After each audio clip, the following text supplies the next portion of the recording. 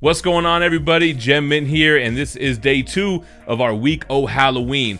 We're going to unbox and review 3 classic Sideshow pieces from the Universal Monsters line. We got the Chaney family, Lon Chaney Sr. and Jr. with Phantom of the Opera. We have London After Midnight, and of course we have the Wolfman. Make sure you guys hit that like button, subscribe to the channel, hit the notification bell so you don't miss one, and we're going to jump into these unboxings. So actually, London After Midnight is not a Universal Monster property. It was actually by MGM, but it's still Lon Chaney, same actor. So this is actually a very unique horror film. It's from 1927, and it was a silent film. Now, what's unique about this is that the last known copy was actually destroyed in a 1965 fire in MGM Studios, so there's no existing copies of the original horror flick. Now, this is a classic Sideshow piece. It's actually an artist proof, so as we'll see on the bottom of the base, there is an edition size of just 250 for this character, but this one is an AP. Alright, so you can tell it's old school Sideshow with that gray styrofoam. That styrofoam was the most durable one though. Alright, so here we have all the pieces wrapped in plastic. Let's go ahead and remove that. Not too much assembly with some of these older premium formats. Here's the bottom of the base, like I mentioned. You actually don't even see the ES on the base. You only see it on the box. But yeah, Sideshow Collectibles and Chaney Entertainment. Pretty simple base. You just have some cobblestone here with 2 pegs sticking up. Pretty cool that the pegs are not in the actual piece, which is what we typically see.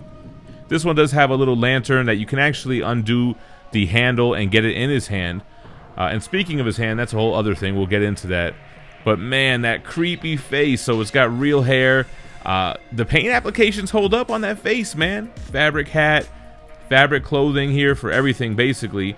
And you can kind of move the arms around underneath. It's not like all sculpted as one piece as we see with today's pieces. Sculpted shoes, and just taking a look at the fabric and the hair on the back.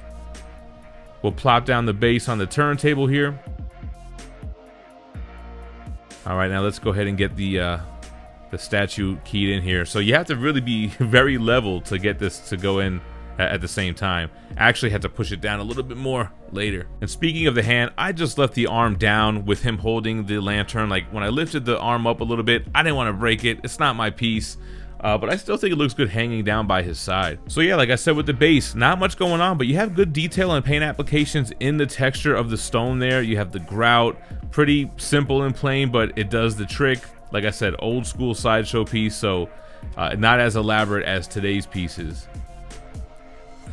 I believe the Universal Monsters line was actually Sideshow's first foray into statues. But I love the sculpt here of the portrait. It's creepy, those teeth, those eyes, the paint applications from the white to the gray, the crazy hair. Looks pretty cool, man. Alright, so next up, this one is from Universal Monsters, Lon Chaney Sr. as well, the Phantom of the Opera.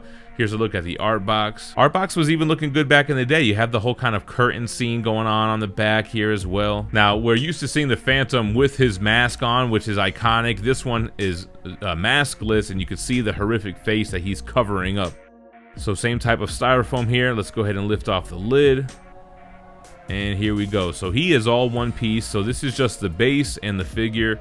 Here's the bottom of the base, 384 out of 750. We can see that this is sculpted by Matt Falls. Very similar to the base. You have like a dark gray type of border, and then you have like this sewer scene. You have the grate there.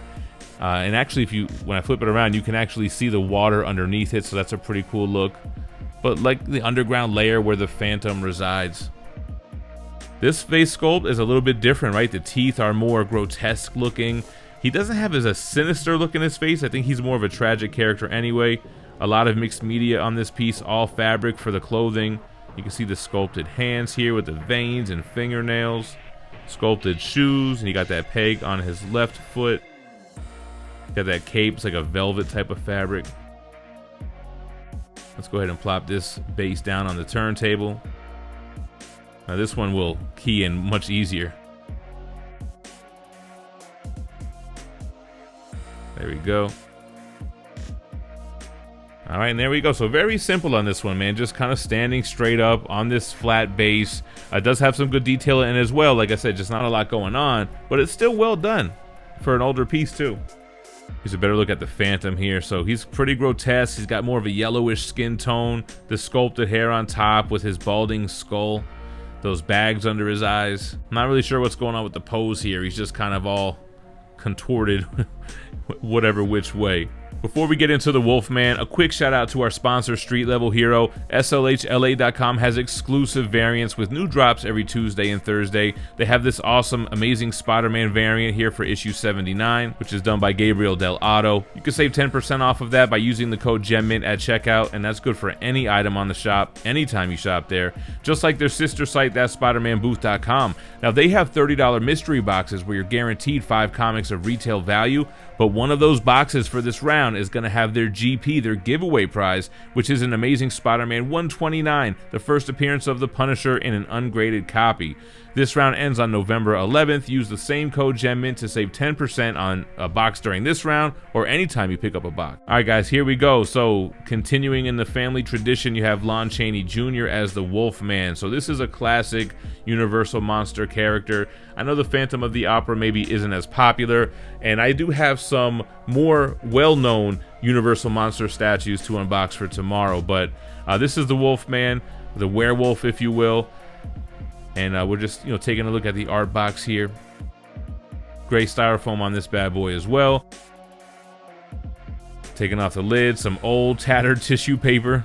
Let's get that out of here. And then we can see this one also just 2 pieces, just the base and the figure itself. So number 226 out of 600. And I'm really digging this base, man. You have that green mossy type of base. You have the tree barks and the rock there, so more contrast, more colors in this one. But the Wolfman himself, I don't think is as strong as, say, like London After Midnight. I mean, it looks like the Wolfman for sure, giving me straight Teen Wolf vibes. Fabric clothing as well. The shirt is a thick fabric, and the pants feel almost like a felt fabric. So you could definitely tell it's aged, The werewolf feet with the sculpted fur. Here we got the peg on the bottom of the foot. All right, so let's get the base down here. This one's going to key in pretty easily as well. He just has that one peg on his, left foot there. And yeah, I really like the contrast here. The greens, the browns, the stone, and then it's going with his brown fur and gray clothing. I think it's stronger in the base, though, than on the figure. The figure, he's hunched over, very, werewolf-like. I understand it's a classic man-wolf, but not as well done as the other two, in my opinion. But more known of a character, I would say. All right, guys, there we go. So again, big shout out to Adrian for dropping these on me. I know this is kind of like unexpected and threw you guys for a loop. After Michael Myers and Leatherface, you probably thought it was going to be Freddy Krueger or something like that. But I thought this would be fun for Halloween, and some classic old school Sideshow premium formats from some of the original monsters, Universal Monsters, MGM. I do have a couple others like these, so think Universal Monsters and things of that nature, but also some other cool horror-inspired statues that we're going to look at for this week as well. And we're, double and tripling up because there are so many of them. Let me know what you guys think about these old school Sideshow pieces in the comments down below. I appreciate you guys watching and hope we're having fun with this week of Halloween. Don't go anywhere. Make sure to check out my other statue unboxing and reviews in the playlist on screen. And you guys stay minty fresh. Peace.